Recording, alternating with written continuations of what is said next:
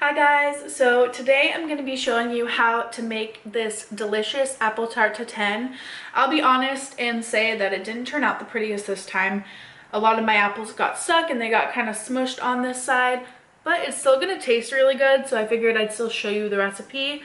I've made this a few times and sometimes it gets burnt, sometimes the apple gets stuck, and sometimes it turns out perfectly. Despite it not turning out perfect, this recipe is still really good for beginners. It doesn't involve a lot of technique or a lot of crazy ingredients. It's pretty simple, especially as far as a pie goes. And Tarte Tatin's cool because it's like an upside down pie, so it lets the bottom of the apples get really nice and caramelized, and then the pie crust bakes on the top. I really love this recipe. I'm sorry that mine turned out ugly, but I'll make sure to include pictures of times that I've made it and it looked a lot better than this. But I'm still going to teach you how to make it because the recipe is the same. Hopefully yours turns out prettier than mine does, and if it does, make sure to tag me on Instagram at Olivia Frescura and I will be very jealous of you. So the first thing we're going to be making is a pie crust. So here I have 1 1/4 cup of all-purpose flour, and then 1 stick of butter, 1.5 tablespoons of sugar, and 1/2 teaspoon of salt. So I'm just going to combine all of that together. You can do this with a food processor or with your hands, but I have this little pastry cutter that I'm going to be using. If you're using your hands, cut your cold refrigerated butter into little cubes before you start going. And the goal here is you want your butter to be the size of peas.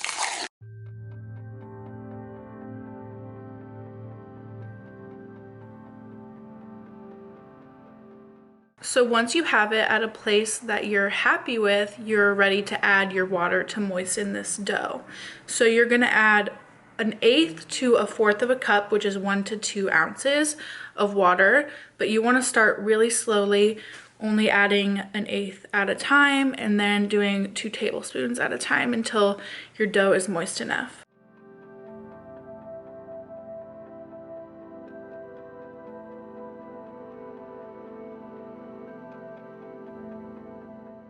Once it all comes together into one solid piece like this, you're ready, and you can just wrap it up in some plastic wrap and put it in the fridge to cool down for 30 minutes, which is the perfect amount of time to get started on the apples. I have 10 to 12 small apples, and these are gala apples. You just want something firm, like a pink lady is good as well. You can do some research on what the best apples are for pies. And then you're gonna need a cutting board with a knife, a melon baller, and a peeler. So I'm gonna get to peeling all of these apples, and then I'll give you a little demo on what to do with each apple.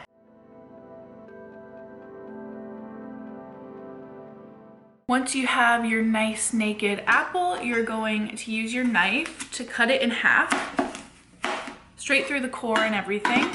So it looks like this. And then you're going to use the melon baller to scoop the insides out. So since there's like a little bit of the peel here, I kind of go in there, scoop that part out, scoop the middle part out, and then get that bottom part out. So that's what your apple halves will all look like.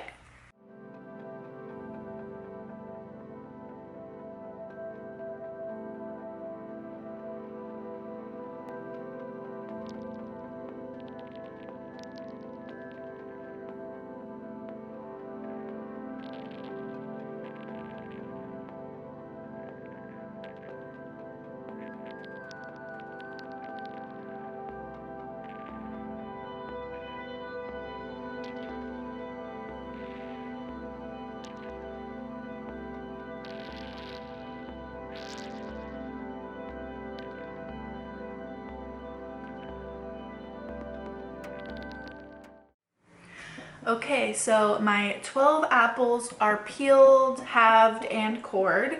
So now I'm gonna bring you to the stove where we get these to cooking in a nice little buttery, sugary caramel. On the stove, I have a 10-inch cast iron pan, and this is great because you're gonna make the caramel in this and cook the apples initially in this and then pop it in the oven with the pie crust on top to finish it. For the caramel part, you're just gonna need another stick of butter.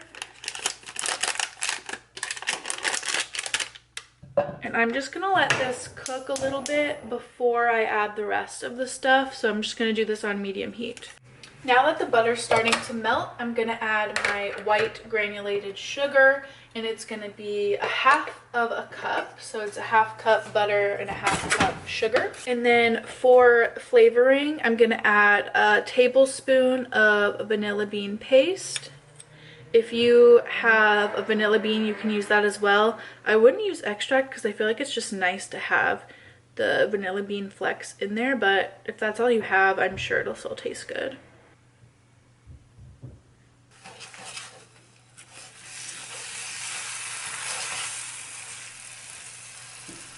And I just have this on medium heat. You don't want it too hot because you don't want it to burn because you're cooking this for quite a while. So I'm just gonna let this melt down completely, and then I'm gonna add the apples on top. Now that this is all combined, I'm gonna start with all the apples, and you kind of just want them to be in vertically. And so I kind of just do it like this and snake them all around the pan as best as possible.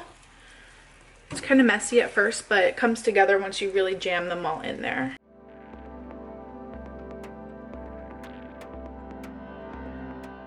So now that I have all the apples in, I cut some to make it fit.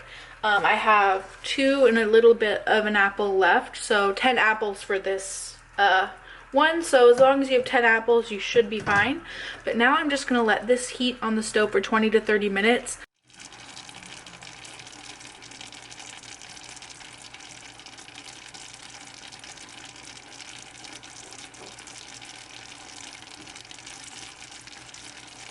Now we're at about 10 minutes left with the apples, so I'm gonna start rolling out the pie crust now. And I have this silicone mat so I can see exactly how big I want to make it. Instead of just doing it 10 inches, I'm gonna do around 12 so I can tuck the edges of the dough into the pan.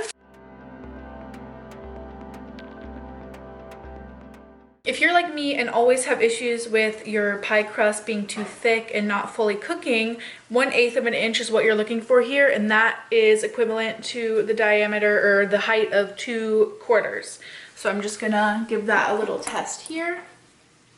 And I would say we can go a little bit thinner, so I'm just gonna do that. I don't exactly trust myself to carry the pie dough to the oven, so I just bring it here, put it on a pot holder, and then I'm gonna transfer the pie dough on top of the apples. And you need to be really careful here because the whole pan is hot as hell, so don't accidentally touch it. Lift this baby up and plop it straight onto here. Then just smush it all down next to the apples.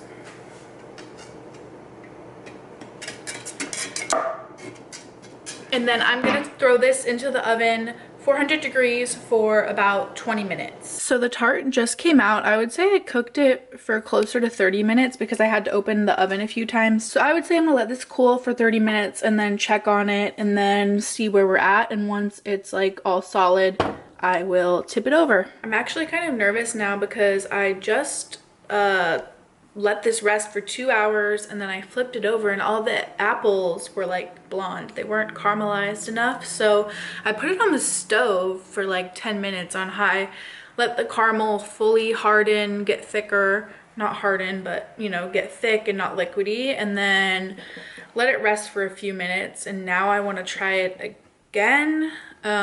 Should probably let it cool a little bit longer, but kind of just eager to see at this point. I'm scared, I have anxiety. Oh, all the apples are stuck. Well, not all of them, some of them. Now I've gone the other way and burnt it. Okay, I can fix this. This happened to me last time, or one of the times. And what you do is you just take all the apples. This looks terrible. I don't think I could post this video.